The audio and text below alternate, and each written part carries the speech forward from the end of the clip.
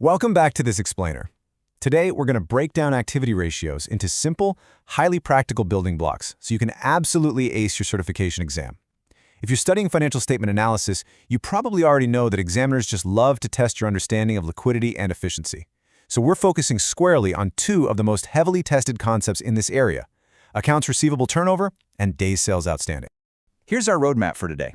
We'll quickly cover the receivables turnover ratio, finding net credit sales, using average accounts receivable, days sales and receivables, interpreting different scenarios, and we'll wrap up with common exam mistakes. Let's dive right in.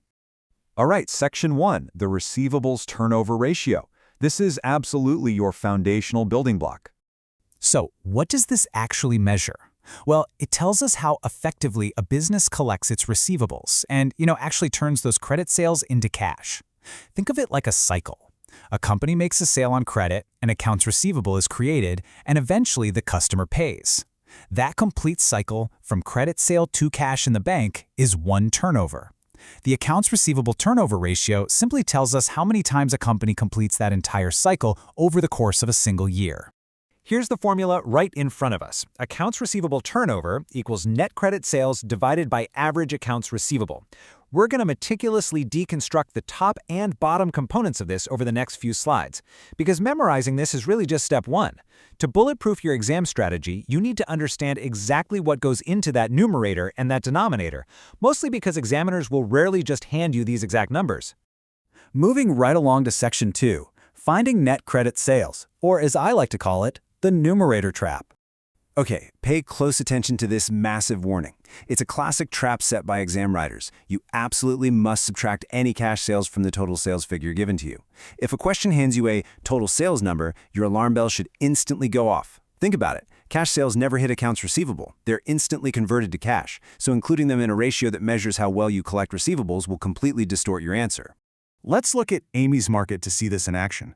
If the scenario states that total sales are roughly $3.56 million and notes that cash sales represent 10% of total sales, you cannot use that full $3.56 million in your numerator.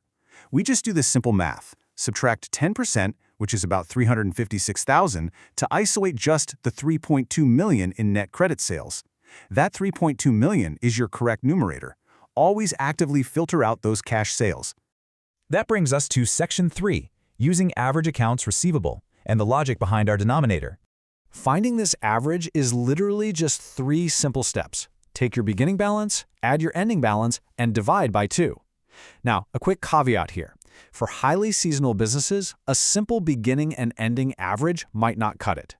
In those specific cases, the monthly balances should probably be averaged instead.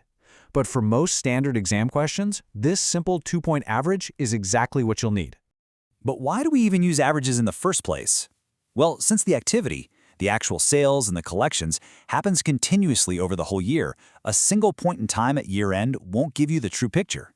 Your sales numerator represents a full year of activity. Therefore, your denominator must also represent the typical balance held throughout that entire year. Comparing a full year of sales to what just happens to be in the receivables account on December 31st is, quite frankly, comparing apples to oranges. All right, Section 4. Days sales in receivables, and how we connect these ratios together. You'll often hear this called days sales outstanding, or the average collection period. It simply translates that turnover number into a much more understandable time frame of how long it takes to collect the cash. Saying a company turns over its receivables 24 times a year is mathematically useful, sure, but saying it takes them about 15 days to get paid is way more intuitive for business managers and analysts. And check out the mathematical link here. You literally just take 365 days and divide it by the turnover ratio we already learned how to calculate. Because the turnover ratio is in the denominator here, there's an inverse relationship. If a company becomes more efficient and their turnover ratio goes up, the days sales and receivables goes down. Basically, a higher turnover equals fewer days to collect. Let's plug in our Amy's market data for year 6. Their turnover of 23.8 means it takes them an average of 15.34 days to collect on a sale. You just take 365 and divide it by 23.8. It really is that simple. Just for perspective, if their turnover ratio dropped to, say, 10, the calculation would be 365 divided by 10, meaning it would take them a full 36.5 days to collect. Okay, Section 5, interpreting the scenarios and figuring out what these numbers actually mean in the real world. When you're analyzing a company, A higher turnover and a shorter collection period basically tell you they have strong, efficient collection practices. Customers are paying their accounts promptly. Conversely, a lower turnover implies that customers are taking much longer to pay. If you see a company whose days sales outstanding is increasing year over year, that could be a major red flag regarding their credit policies or maybe even the financial health of their customer base. Let's look at how management can actually influence these numbers. Say they offer a discount for early payment, like $210 net 30, which means a 2% discount if the invoice is paid within 10 days.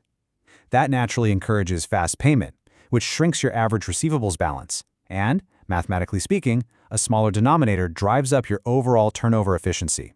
Exam questions love to ask what happens to the ratio if management implements an early payment discount. Now you know for sure, the receivables balance drops and the turnover ratio climbs.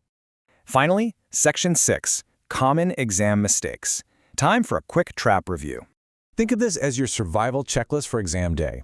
First off, always strip out those cash sales to find your net credit sales. Second, never just grab the year-end balance. Make sure you average your beginning and ending balances. And third, keep your interpretation straight. A higher turnover multiple is good, and a lower number of days to collect is good. Don't let tricky phrasing cause you to reverse your logic. So you've got the precise building blocks and the examiner's playbook to absolutely master these concepts. But I'll leave you with this final thought. The next time you see a company suddenly offering massive early payment discounts to its customers, ask yourself, are they just being generous?